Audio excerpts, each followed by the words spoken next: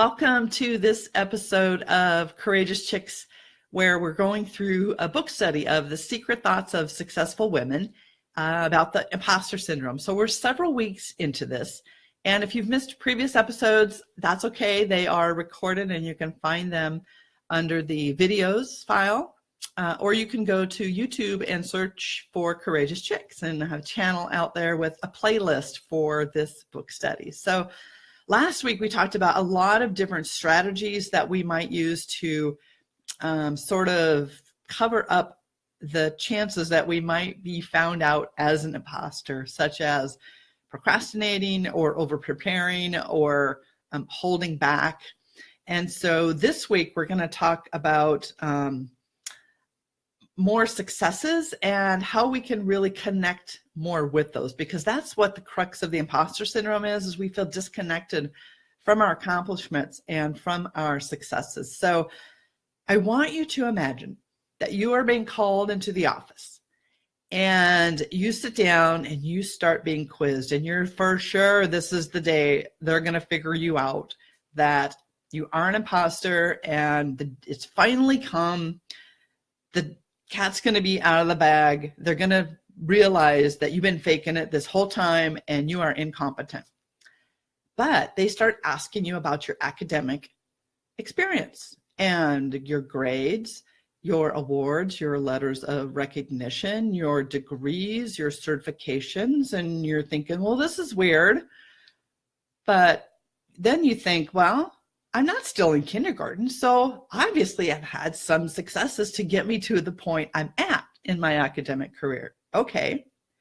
And then they start asking you about your job, your performance evaluations, your job title, your salaries, your promotions, your raises, your recognition, the appointments to committees that you've been on. You're thinking, well, they're pointing out all these good things, all the stuff that I've done. So what's going on here? Well, you're not still 14 years old picking berries at the berry farm. So you've progressed along the way. You've had accomplishments. You've had successes to get to this point where you're at. And so if you wrote down lists of all of those accomplishments and successes for your academic, your professional, your personal life, I bet you would have pages and pages and pages of stuff. And you're saying, of course, but I still don't feel like I'm that person. I'm still disconnected from those accomplishments. I still feel like the imposter, and they're going to call me into the office really one day and find out that that's not who I am.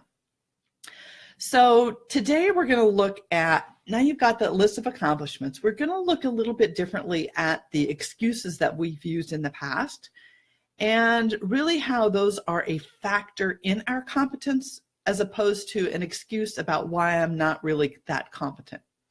So, for example, we're in the right place at the right time. That's the reason I got the job. Or it's because of who I know. Or my personality. I'm nice. They like me, so they gave this to me. Those really discount our success and our accomplishments and downplay it when we think of them like that. So what we're going to do is we're going to think of those things as part of our competence, not something that happened in spite of it. So let me give you an example. Let's say you're on the parent-teacher organization for your child's school. And as another member of the group is talking, they mention they've got a vacant position they're hiring for. And you end up applying for that position and getting hired in that place. Now, were you at the right place at the right time, and through that connection and your personality, did you get the job? Certainly, those were all factors in there.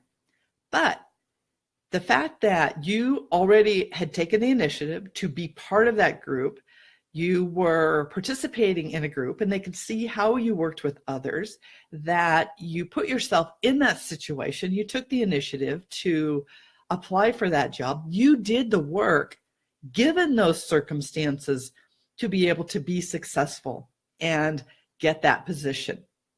So let me give you another example. I hope that's making sense. And think of Bill Gates.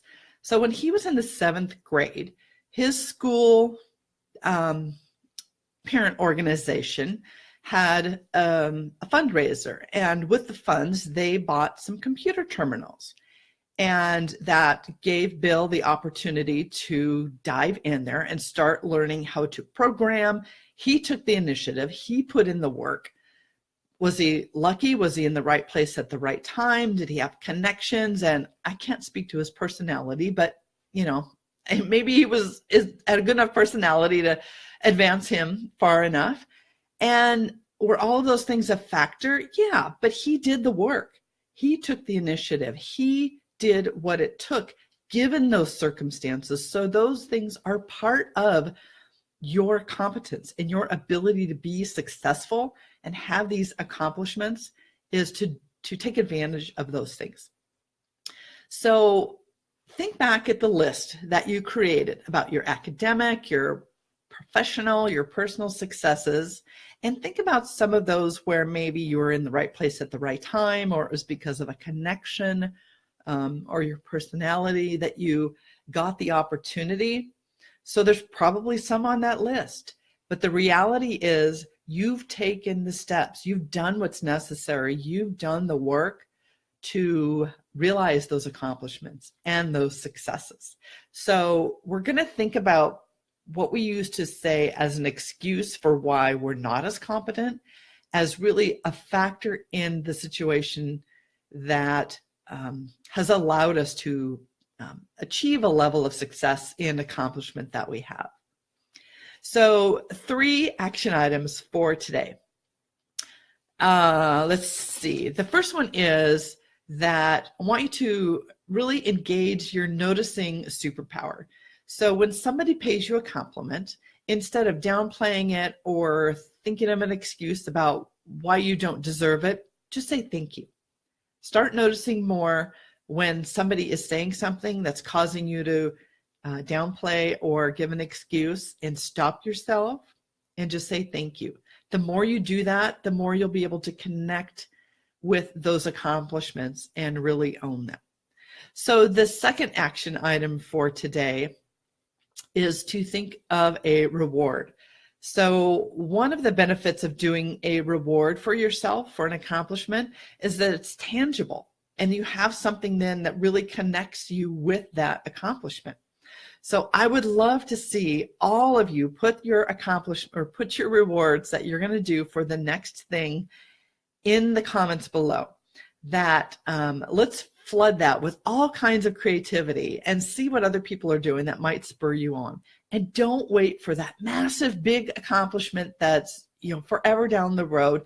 Let's start getting in the mode of doing more rewards for ourselves. I know that I have a hard time doing that because I don't think I deserve it yet. I haven't really hit the big goal, but I've hit lots of little goals. So let's get more in the habit of doing more rewards for ourselves and connecting with those accomplishments and the success we've already had. And the third thing for our action items this week is around visibility. So if you have kids, you've probably had some kind of a reward chart where if they do a certain amount of something, they get a sticker, and then a certain amount of stickers, they get a reward for that.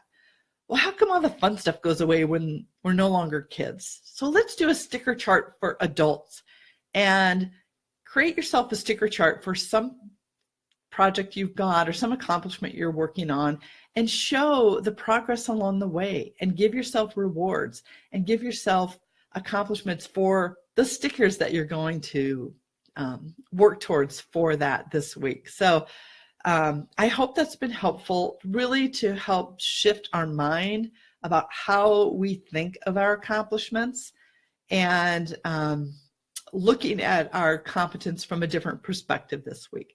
So I'd love to see what your rewards are, maybe some that you've done in the past, and put those in the comments below. And I'll put mine there as well. So next week, we're going to talk about your personal competence rule book.